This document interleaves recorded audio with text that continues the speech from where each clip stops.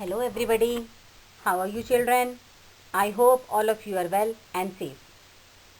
Sitting at home and learning from home, writing questions on a notebook at home is little difficult. But don't feel sad. Cambridge International School Daswa is here to help you out at this time of crisis COVID-19 pandemic. Myself Rita, your political science teacher grade 11, and today I am going to teach you judiciary chapter, and the topics I would be covering in this video will be judiciary and rights, judiciary and parliament, and then chapter will be completed.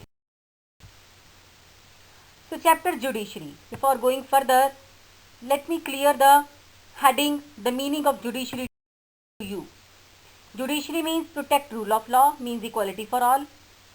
Settles disputes, safeguard the rights of individual, means dignity. Check the possibility of despotism, means कोई dictator ना हो. Now before going to further topic, shall we recall the previous one so that you can be you are linked with the previous topic, and now the topics will be more interesting. Now we have read about earlier we have read about the negative and positive impact of judicial activism. Fine. So further we will do judiciary and rights. इसमें क्या है, two ways in which Supreme Court can remedy the violate rights. दो तरीके हैं जिसमें Supreme Court rights की violation को सुधार सकती है. First, it can restore the rights का Supreme Court act the protector of the fundamental rights. And second way है Supreme Court can declare the law unconstitutional.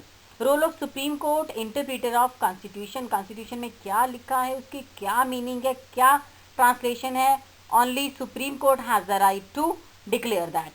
Now one more thing I am adding here. Together these two provisions of the Constitution establish the Supreme Court as a protector of fundamental rights. Fine. So perhaps the most important power of the Supreme Court is the judicial review. अब judicial review क्या है? Now judicial review.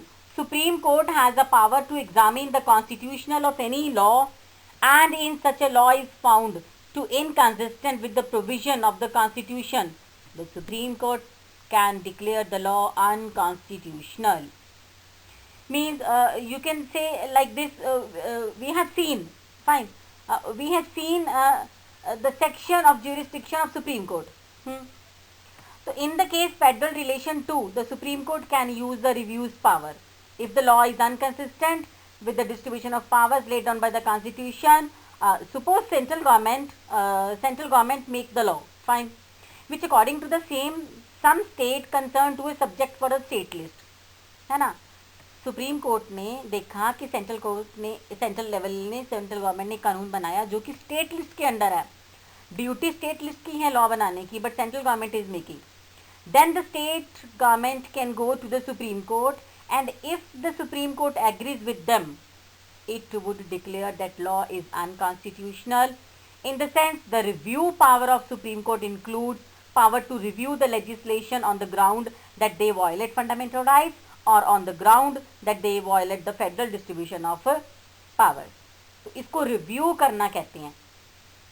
The review power extends to the laws passed by legislature too. अब इसमें writ power भी होती हैं और review powers भी होती हैं. Now the same page I have taken from your book, and today I am going to clear here the same. I have told you about the topic judicial review. It is written like central government, अगर का कोई central government state government का कोई decision लेती है जो state government के अंदर है, then constitutional है वो कि नहीं है, then Supreme Court will check it, and the review power extend to the laws passed by state legislature. Now judiciary and parliament. पहले हमने किया जुडिशरी एंड राइट्स को लेकर अगर वायलेट हुए तो सुप्रीम कोर्ट की क्या रिस्पॉन्सिबिलिटी है. Now we are doing judiciary and parliament. Apart from taking a very active stand on the matter of rights, the court has been active in seeking to prevent subversion of the constitution through political practices.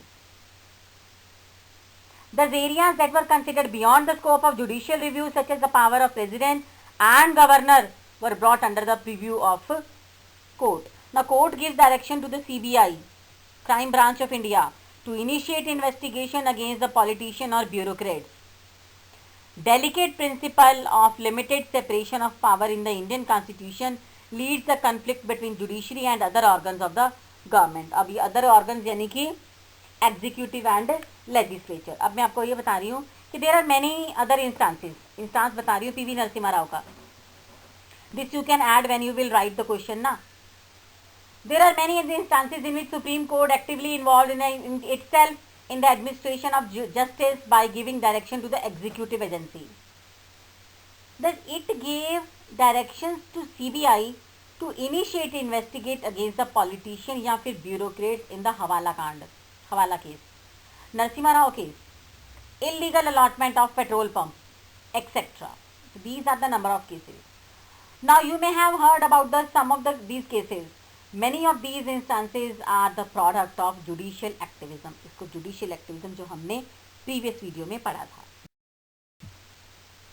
Now the same content I have taken from your book in 1973. अब 1973 में क्या हुआ था? The example I am giving you and you will add the same example with in your question when you will write the answers. इसमें है Keshav Nanda case का है example बेटा. In 1973, the Supreme Court gave a decision that has become very important in regulating the relation between Parliament और Judiciary. दोनों का इससे पहले इसका रिलेशन इतना पता नहीं चला था, बट केशव नंदा भारती केस में ज़्यादा समझ आया कि पार्लियामेंट और जुडिशरी का रिलेशन क्या है. So this case is famous for Keshav Nanda Bharti case. In this case, court ruled that there is a basic structure of constitution and nobody, not even Parliament, through amendment can violate the basic structure. The court did two more things. अब दो चीज़ें और की इन्होंने. First, it said that the right to property was not a part of basic structure and therefore it could be suitably abridged.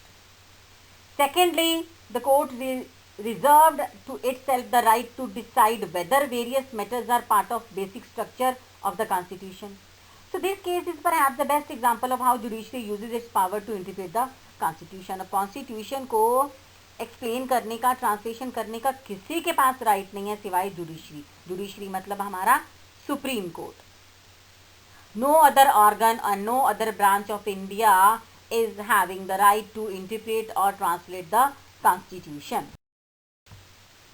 Now let us learn, revise and write. Now today you will write two questions because two only we have done.